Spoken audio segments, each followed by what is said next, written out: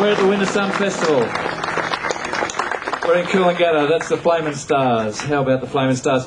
With me this morning, good morning to Tom Courtney. Good morning, Tom. Yeah, g'day. And Bill Buckle. How are you, Bill? And Huey Lunch with me. Good morning, Huey. G'day. Tom, you've got a story for me about cars. This is about cars, this place. Yes, it is. It's this weekend, isn't it? Yeah, feel-good weekend. Yeah. We love it. I've been 21 years this year. It's really fabulous. Up here? Yeah. Where from? Originally from Sydney, from Balmoral Beach. In Sydney. Oh, right, yeah. What a top spot. Yep, great spot here too. Yeah. Yes, we're celebrating this year the 50th anniversary of the Goggomobil Dart. The Goggomobil Dart. The Goggomobil Dart. It's an Australian-made little baby sports car. 50 years ago, Bill had the vision to build this. It was Bill Buckle was the second biggest fiberglass car manufacturer in the world, behind the Chev Corvette. The Corvette was a fiberglass car. Was it? Yeah. How are you, Bill? Good morning. I'm good. Where are you from originally? Sydney. From Sydney? Yeah. And when did you move up here? I didn't. You didn't? Not yet. But I came here a long time ago. We used to come up to Speed Week when Keith Williams had the motor racing Keith Williams circuit. from Hamilton Island fame? Yeah. Same one, yep. Yep. And he lives on the Gold Coast, doesn't he? Or? He lives on the Gold Coast, yeah. Yeah. When I'm pointing down here, I'm up there. He's getting on a bit, but it's going okay, I think. So, Bill, you came up for this weekend with the Goggomobiles and things like that? Yes. So tell me, you're the second biggest maker of, I've just got to take all in, fiberglass cars in the world. 50 years ago. So what's the story of the Goggomobil? It's not an Australian-built car, is it? It's like it has a pressed steel floor pan with a two-stroke twin-cylinder 400cc engine, 3 and 400cc. Yeah, like on my lawnmower. Exactly. Yeah. And as somebody said yesterday, how reliable are they? And somebody else said, about like a 50-year-old lawnmower. That's so true. And about as cantankerous as that as well. So, Bill, how did you come into contact with the story? It's pretty long. Yeah, go on. Okay. My father had a car business in Sydney in William Street. Fairly big business. He died when I was too young.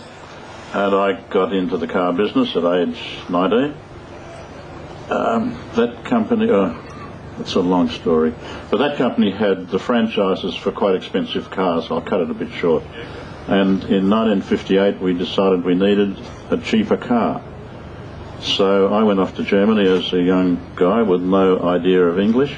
Nobody in country Bavaria spoke... I had no idea of German. Nobody spoke English. I convinced these people to sell us the mechanical parts for a little baby car that they built after the war, cheap little sedan, and told them that I could build fiberglass bodies because I had some experience building some sports cars here. Convinced them we could do it, and we got all the parts, and I brought one of their little sedans back, a little steel sedan. We copied that in fiberglass. It wasn't viable to bring the car in complete because of customs duty on a complete car. Should have a little Goggomobil here on the on the lawn. We should. But I saw him in the street there, the street back the other day. Yeah. Okay, so we made those little sedans, copied their car in fiberglass, and built many hundreds of them. I got a bit sick of building fiberglass doors. Very difficult to put all the window winders and mechanism inside because fiberglass is thicker than steel. So I thought of the idea of a little sports car and designed the Goggomobil Dart. There you go. And we built about 1,000 of those. I remember. I see that sign. I saw that sign. Bill Buckle Autos. Was that you? Or was that that's my new? Well, then I got into the car business again, proper car business, and I had a big business in Brookvale in Sydney. You could tell us. You could tell us about not only the Goggo, which you've sort of told us about, but you could tell us about the car business, because I'm fascinated about what's happened with General Motors, and here you see the result of all these General Motors. And if you think General Motors is terrible, just have a look at these lovely cars that are here. I mean, what a time for the car. They're just wonderful things, aren't they? Wonderful things when you see them. The Chevs and Elvis Presley's car. I don't know if Elvis is here, but his car is. Oh, he's here. I saw him yesterday. Did you? Yeah. Oh, good. Elvis, if you're listening, come on down. We've got a band to go back you. So, Bill, what's going on with the car industry? I mean, you hear all sorts of things, but... Right. I had a business that grew very well in Sydney with a Toyota franchise. We have had Toyota for 45 years, one of the first. Then we had some other brands as well. We got to the stage of selling about 400 cars a month but not making much money doing it, and the car business is pretty difficult. Yeah. 18 months ago, a beautiful company, Queensland company called AP Eagers, offered to buy us.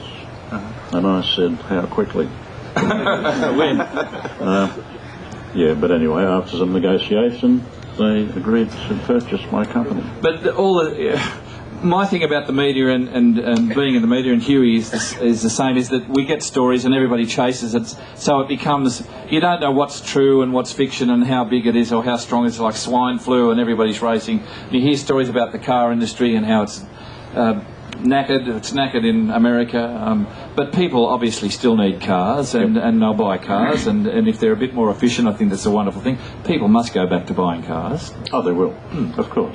They'll go back to buying everything. The world's not going to stop. No, you wouldn't think so, But would you? at the moment, it is very difficult. Yeah. What we've got to hope for, Ian, is more Australian stuff, more Australian everything. When I was a kid, everything was Australian made. You know, everything you picked up was made here.